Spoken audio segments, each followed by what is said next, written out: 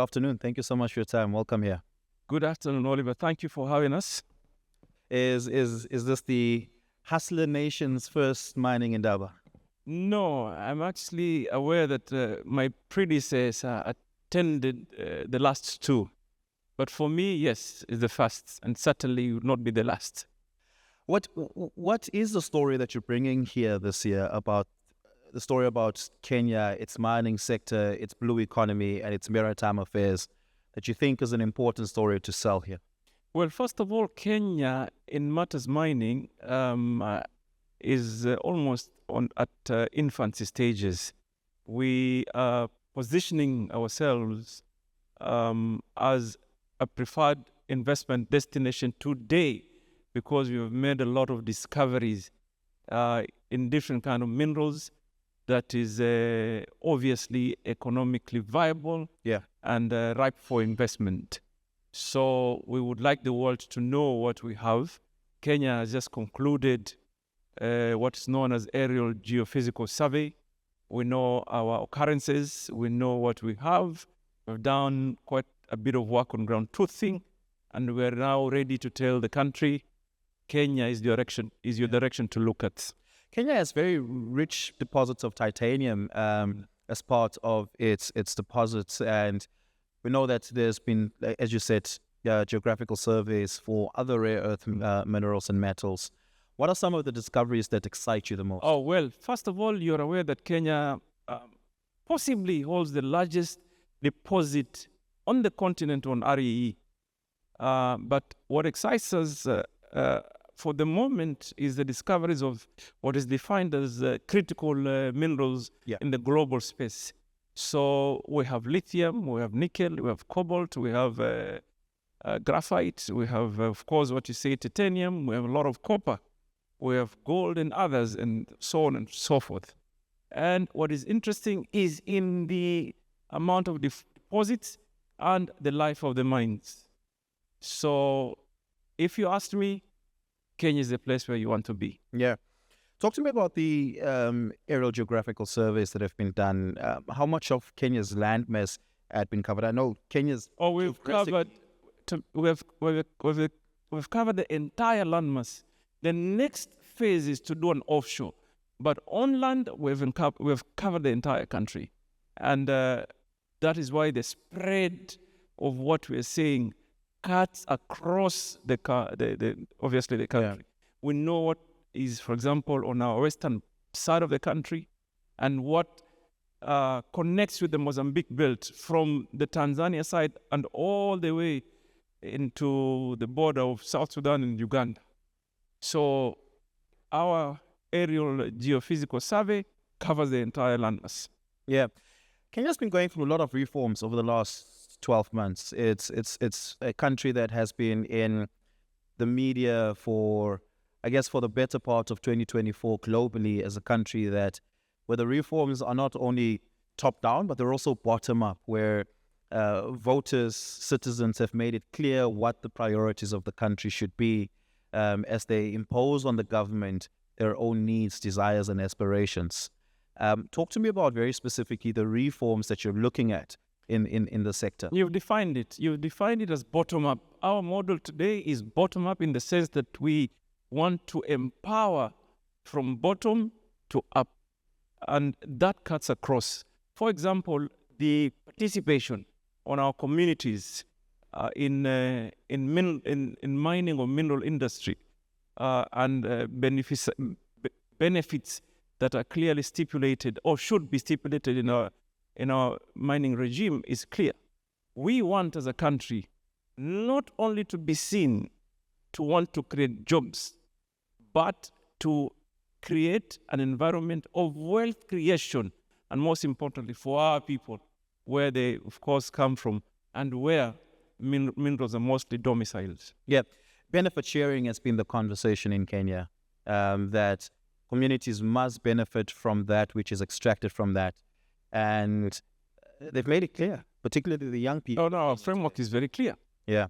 What is the framework? First of all, for you to be able to prospect, you must have a community engagement. You must have a consent and a community development agreement. Number one, for you to, first of all, even go to the second stage of prospecting. Then our formula on royalty sharing is very clear. 70% goes to the national government, 70% remains at national government, 20% goes to the second tier of government, which is in our setup defined as county governments. Then 10% goes directly to the communities to decide what they want to do with the resources. But most importantly, there's another 1% of gross revenue. And if you understand mining, you may know what really 1% can entail. It's not a small amount. That now goes to the committees that are formed by the communities to be able to determine the kind of projects they want to undertake. So it is clear of how communities are engaged. And it's within the law. Yeah. Yeah. Is the royalty and tax regime in the sector, or at least the one that is being ushered in through the tax reforms proposal that we saw last year, is it one that is favorable to investors? Without a doubt, because if you look at, mining is benchmarked globally. And I can tell you we're very competitive compared to even our brothers and sisters within the sub-region. For example, if you look at our mandatory free carry shareholding to our national mining corporation is much lower to many other neighboring countries by possibly even 5-6%. So we're very lucrative for investment, I must say. Yeah. Just lastly, especially given what the headlines have been around Kenya last year, when President Ruto tried ushering in an economic plan that brought about tax reforms, it was one that was rejected by the country. What assurances can you give investors and the sector that their dollars are well spent in Kenya, that it would not be overcome by political rejection and political instability? First of all, let's agree that reforms is a continuous conversation. Yeah. It never ends, particularly in a space such as ours, where we value democracy and we principally value views and opinion of others.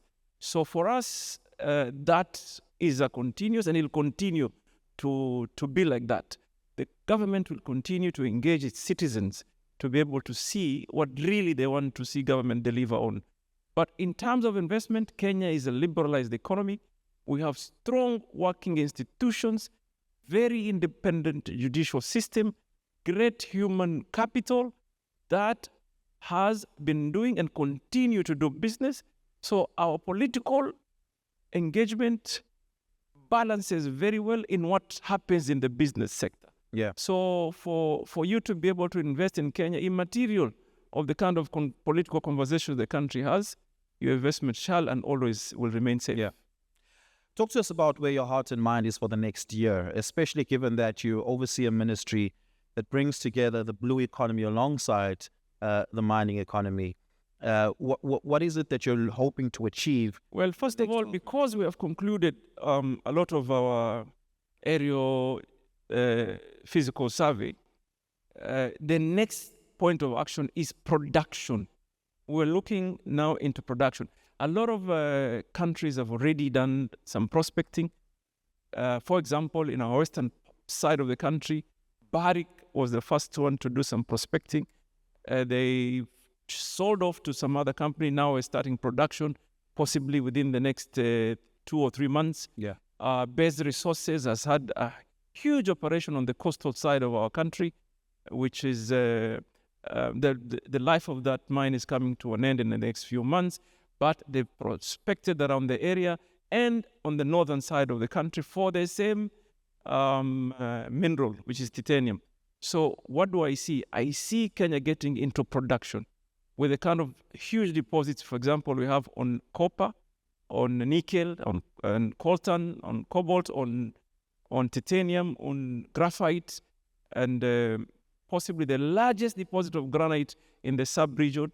So what I see Kenya doing in the next few months, few years, is getting into production. And you may ask, why blue economy and maritime affairs? Because we believe in mobility and connectivity. the most critical element in mining is to be able to have efficient logistical system to be able to move cargo and encourage value addition.